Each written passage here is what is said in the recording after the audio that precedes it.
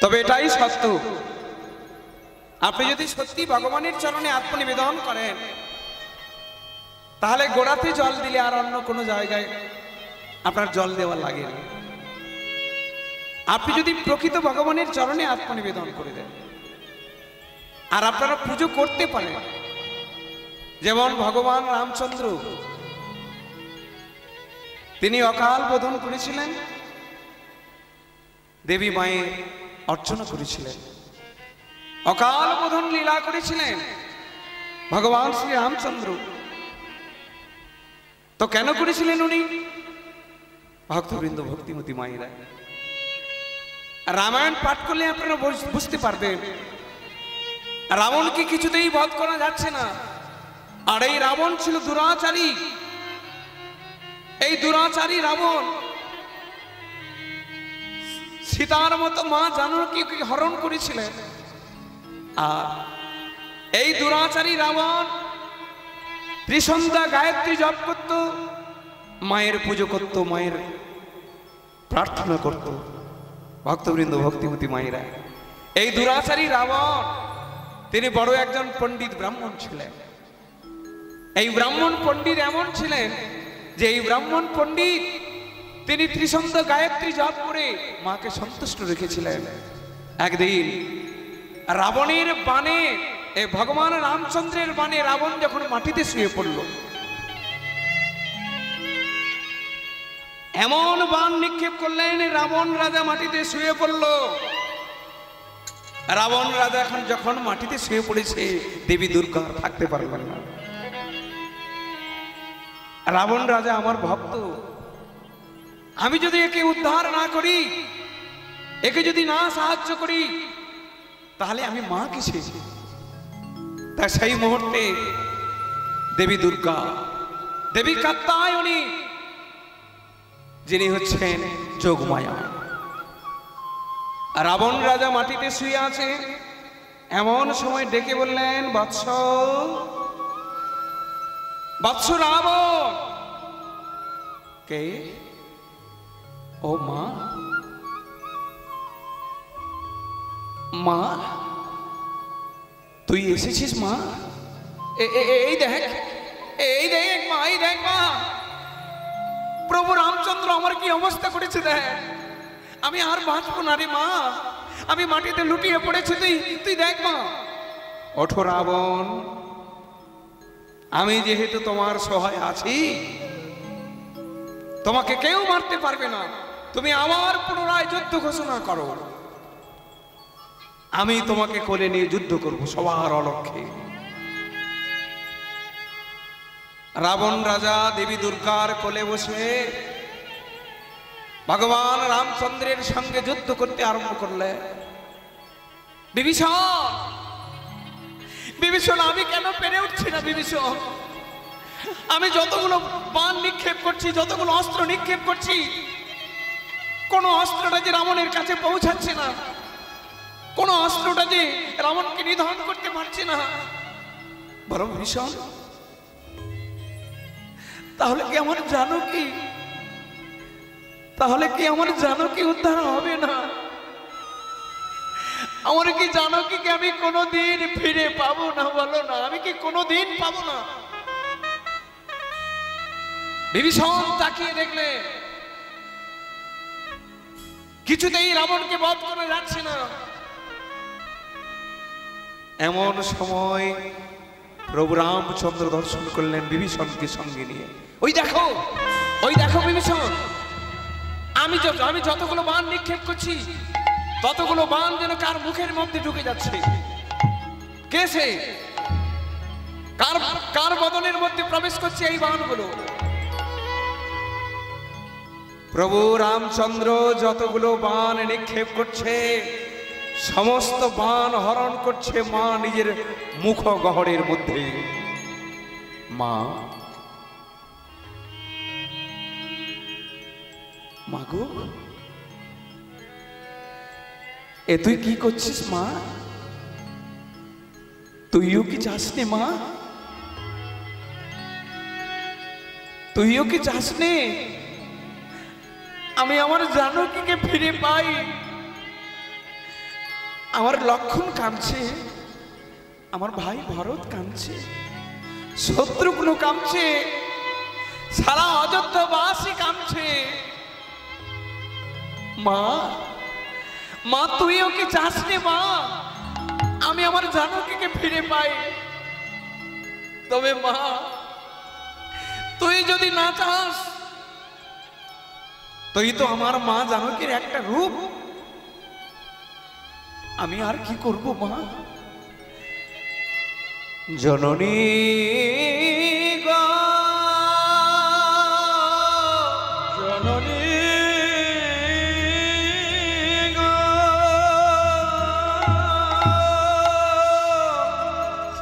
আমার জানকী, জানকী উদ্ধার হলো না গো, জানকী উদ্ধার হলো না গো। মা, আমার বুঝি জানকী উদ্ধার হলো না মা? এইদিকে ব্রহ্মাজির নির্দেশে শুরু করলেন প্রভু রামচন্দ্র অকাল বোধন। তুমি যদি মাকে সন্তুষ্ট করাতে পারো, মা প্রসন্ন হলে তবে গিয়েই তুমি তোমার জানকীকে লাভ করতে পারবে, আর তবে গিয়ে তোমার জানকীকে ফিরে পাবে, রাবণ নিধন হবেই।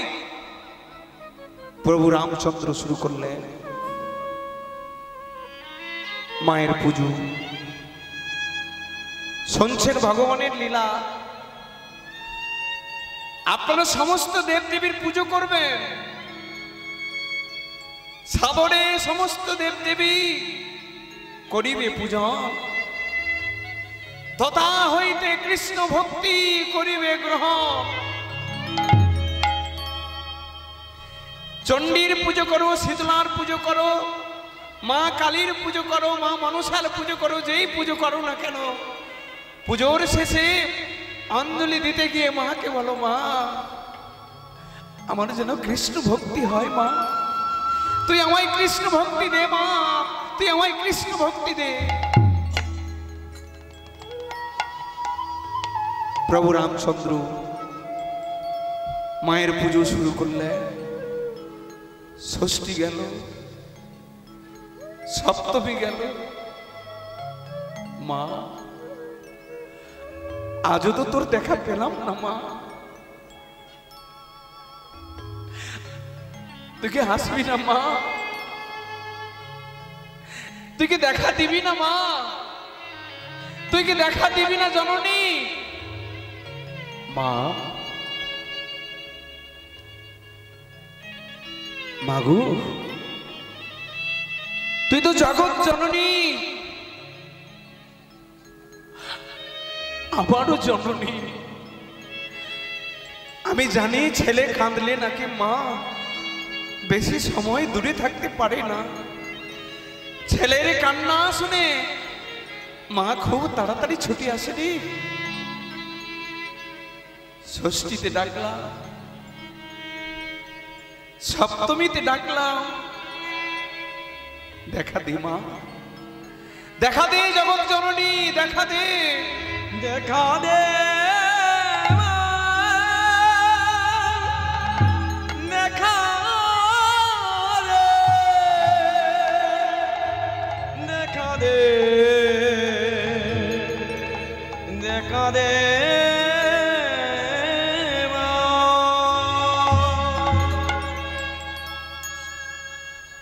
আমি শ্যামা মায়ের কোলে চড়ে অগুজপি আমি শ্যামের না আ আ আ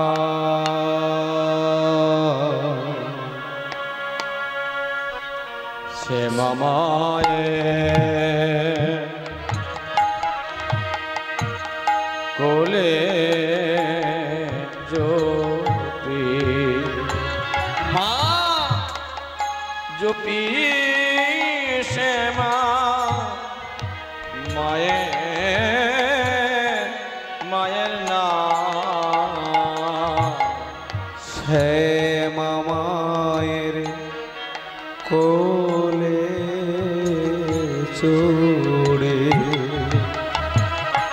ওরে জপি আমি শ্যামের নাম শ্যামা মায়ের কোলে চড়ে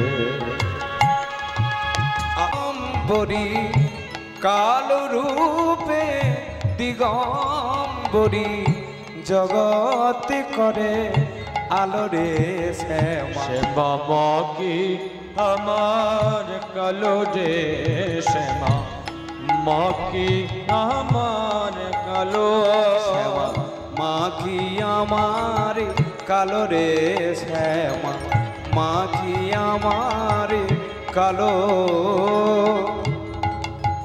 শ্যামা মা কি আমার কালো রে শ্যামা মা কি আমার কালো মা কখনো পুরুষ কখনো প্রকৃতি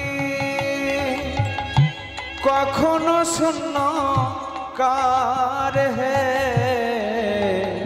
মা কখনো পুরুষ কখনো প্রকৃতি কখনো শূন্য কানে রে কখনো পুরুষ কখনো প্রকৃতি কখনো শূন্য কার হে কখনো প্রকৃতি কখনো পুরুষ কখনো শূন্য কার হে মায়ের সেবা ভাবিয়া কমলাকান্ত সেবা ভাবিয়া কমলাকান্ত সহজে পাগল হলো রে শ্যামা শ্যামা মা কি আমার কালো রে শ্যামা মা কি আমার কালো শ্যামা মা কি আমার কালো রে শ্যামা মা কি আমার কালো কখনো শ্বেত কখনো পিত আর কখনো নীল লোহিত রে কখনো কখনো শ্বেত কখনো পীত কখনো নীল লোহিত রে কখনো শ্বেত কখনো পিত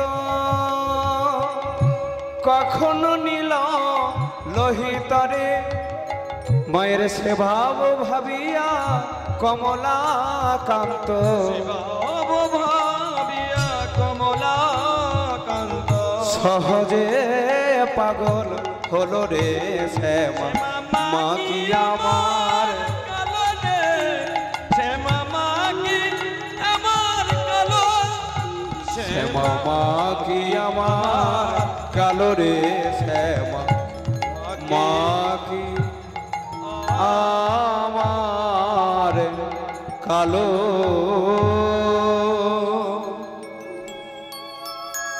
মা